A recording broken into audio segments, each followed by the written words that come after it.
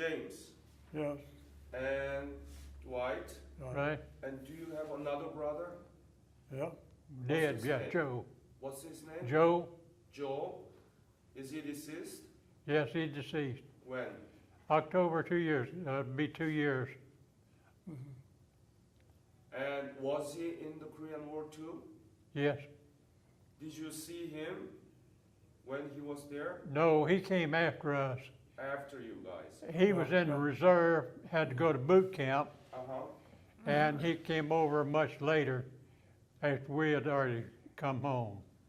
So, two of you were in the Korea together. Right? Tell me about it. When did you first see him? He doesn't remember the day, but you remember, right? The first time I remember seeing him was just outside of Seoul.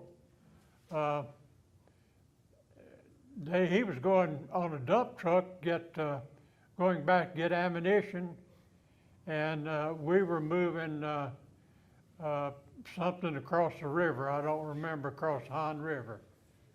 And you saw him. Yes, one night, and the vehicles going in opposite directions.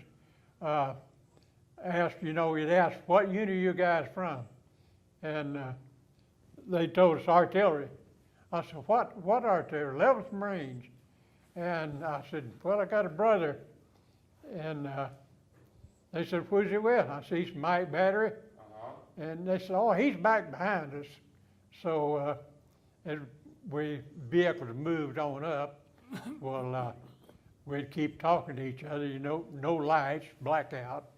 And so finally run across him, and we had time to chat just a little bit as the vehicles moved on. And then I saw him again, gosh, I don't remember. I didn't see him again until we was up at Wonsan. So you met him in Wonsan? Yeah, I met him there somewhere in Wonsan. I don't remember exactly where it was at. I know we done a little trading. He had a 38 pistol, and just about everyone had a handgun they slept with. See, your brother remembers that vividly. Oh, yeah, yeah. Do you remember now? Yeah. What did you say to him when you first met in Seoul? We just talked a little while and done what we wanted to do, and just like he said, we didn't go over there with a pistol. We went over there with a weapon to reach out yonder and kill, not just right here. But those things became available from time to time, and usually whoever had it was wanting to trade it or sell it, and usually we either wanted it or we didn't want it.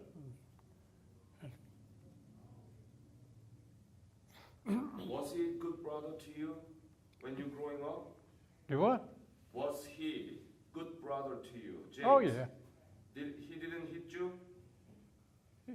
No? No, he didn't get me. So Yeah. he was good, and when you meet him in Han River, what was your feeling? Oh, nice to see him. I don't know, we talked about first thing the other, and he had this 38, figured I needed one. I didn't have one. And so he had, I don't know, traded for it or bought it or what, I don't know. And so I wound up with it. Did you talk about your mom when you met together? Yeah. Yes? Oh, Yeah. we'd ask about how the folks were at home. We heard from anybody, but not much. We even swapped shoes. I traded my shoes and a little money, got me some cowboy boots. What about Joe? When he was in Korea, you were not in there, right? No, Joe was in boot camp. So did he write letter back to you guys? No, He didn't write? no, didn't hear from him at all. Dwight, and James, this is very unusual that three brothers, okay, were in the Korean War. Two of you at the same time. Very unusual. What do you think about this? Well, we were there. We wasn't planned. It wasn't planned, it just happened. Why did it happen? Well, we were all in reserve unit going to California to make and have 2 weeks vacation. Having, like I said, worked for the government and got 15 days military leave and 2 weeks vacation out there paid for. But we finally paid for it.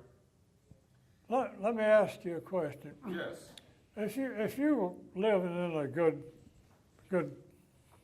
neighborhood and a good country and everything, and everything's going along well with you, and other people live in the same area that you do, and they take a look at you and see something that you have that they might want, and they might not even bother to proceed to get it from you Right. legally, Right. but do it illegal. And how would you feel about that? Yeah, I feel very offended. I'm very angry, upset. Yeah, but what would you do to that point? I will say, this is mine. Don't try to take this Yeah. away from me. That will be the natural response. What would you do? I would try to encourage this individual that we come to some agreement that, and without having to go into bodily harm, but those things do happen in civilian life, and they damn well happen in combat life, and you can't even commence to think about how serious it is that you have to be on guard every day of your life, from daylight till dark and dark to daylight. And if you overstep what the plan is to help keep you in good shape where you can protect your brothers, then you're out of, you're not worth a hoot for nothing. Right, so why do you ask that question? Why? Why do you ask that question to me? Well, it happens. It don't make any difference whether it's here or In Korea? or outside the building or over in Korea. Yeah. These things happen, and there's no way around it. You've got to deal with it whenever it comes to that point in your life. Yes. So that's why two of you were in Korea together, right? Mm-hmm. Yeah. Yes. That's it. Yeah. Excellent question. I love it. You were there and you had to deal with them, right? Yeah. What? Were you wounded at any point? Well, most of us were wounded, not from Combat. from combat. Our feet froze. We are still suffering that today, Right. where our feet froze. Most the Marine Corps didn't have cold weather gear, and we were in a situation that we just had to do with what we had, and it resulted in damage to our feet and lower extremities, even our hands and our ears.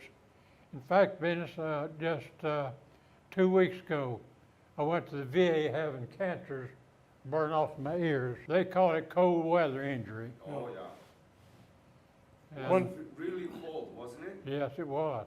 When we were in our extremely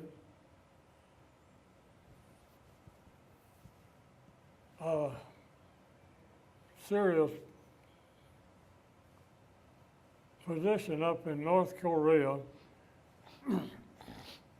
as I went into where we were going to set up and go against the enemy, as I was lead operator on the dozers, bringing them into this area. And as I got just in the area, I met the guard on the way out, and I stopped and asked them where they were going. They said, "We're going to unblock the road. They block the road whenever you come in." Then it didn't get open that day. The day it got open was 30 days later, and 45 and 50 below zero, day and night. Yeah. And, Damn cold. well, damn cold, and a lot of people died. And we're, there's no way that me and him or anybody else can tell you all of the polarities and incidents that happened during a combat situation. Right. Is The it- horrors of living it You know, is You just just- something. you just got, like I said, you just got to live through it the best way you can, and thank God that you got through, and ask Him to remember those that you couldn't help. Were you Christian? Oh, yeah. You are Christian too? Oh, yeah. Did you pray to God Oh, yeah. during the service? You know, What did you pray? I thank God for everything that He's done for me. Even though you were in the war and it was really dangerous? He forgives those that do the things that they should do to protect their fellow man. I went to church last night. I went to church yesterday morning, but I went back to another church last night that was just fantastic. And it was all done by young people. And it, You know what? You Your know- Owen family greatly contributed to what Korea is now. You know Korea was completely destroyed, right? Oh, yeah. There were so many Korean people suffered from killing, wounds, and the lack of food, right? Yeah. Remember? They didn't have enough clothes Oh, either. You know, one of the things that I still remember is the bodies floating in the Han River as we were going up, taking, we'd take gasoline, ammunition up to tanks and bring back wounded, dead. And in the rivers, you cannot imagine the number of people floating in that river when we were retaking Seoul. It was, there's no way that anybody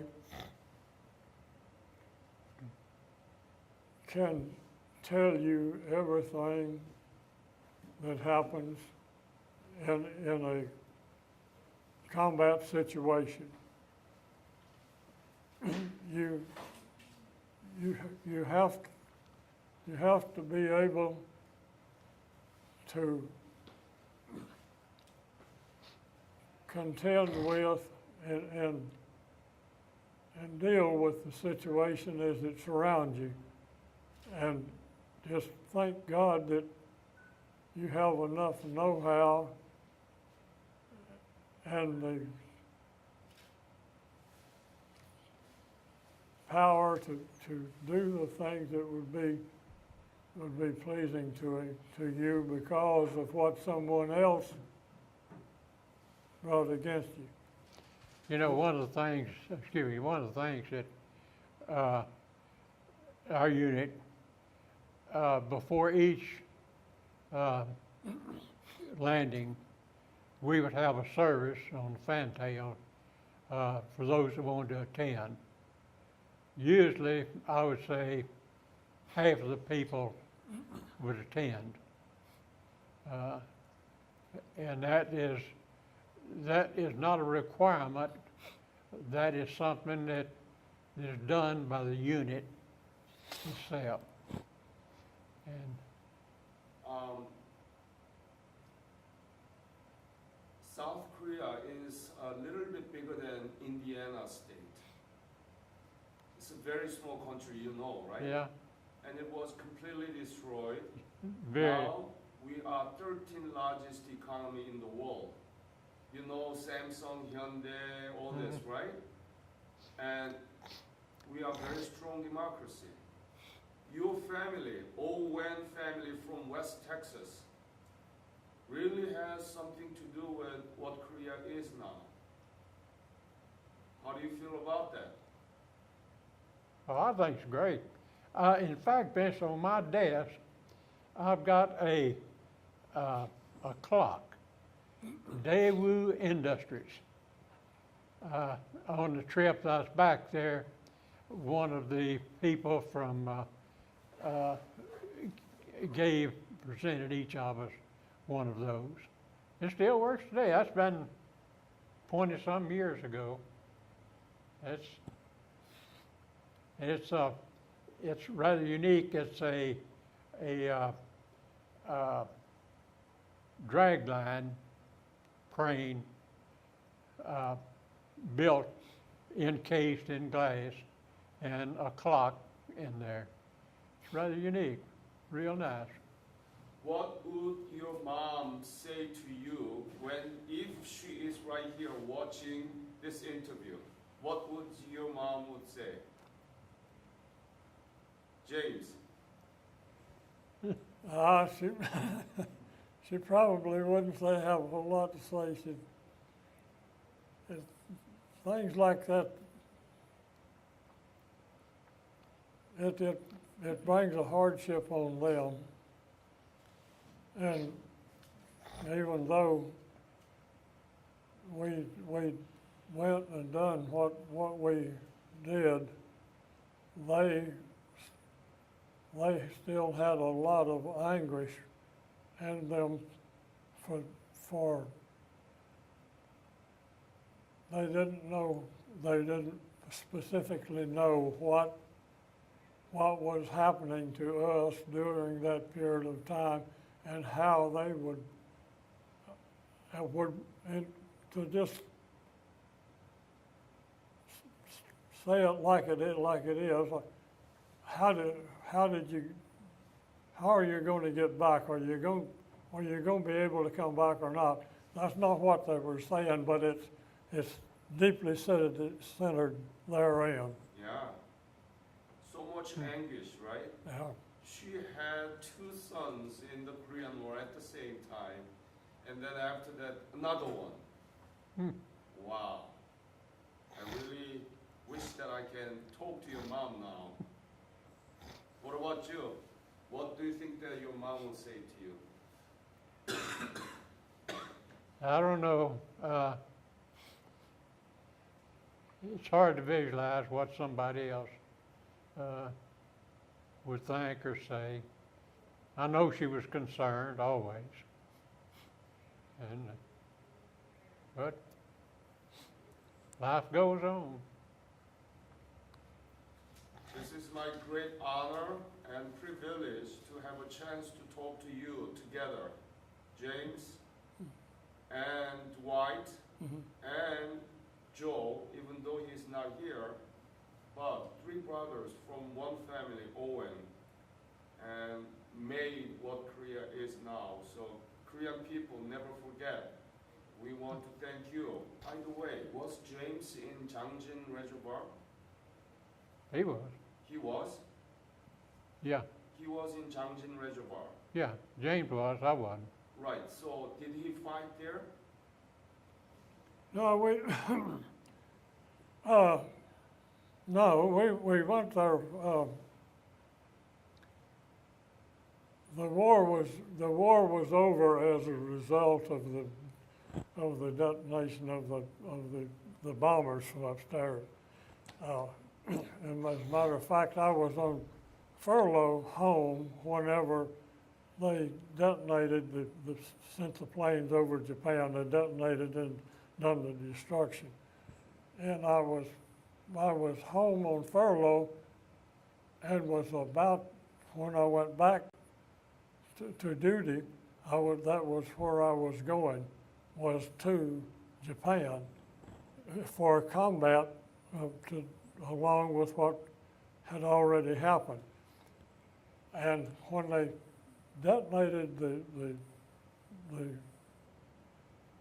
bombs over and knocked them out, then that changed our plan, changed the United States plan of action, because they had thousands and thousands and thousands of people there waiting to go to Japan and take over Japan. And whenever they done that, that relieved that, and then the military, from then on, our military went into Japan and done what we could to help those people that were about to be destroyed. And we took their equipment that they had manufactured and done Yes. and dumped it in the ocean. Yeah. So any other things that you want to say to this? No, No? No, no. that's fine. Thank you very much, Dwight and James, for this wonderful opportunity. This one will be uploaded to the website so that everybody can see it. Okay? All right. Thank you. Mm-hmm.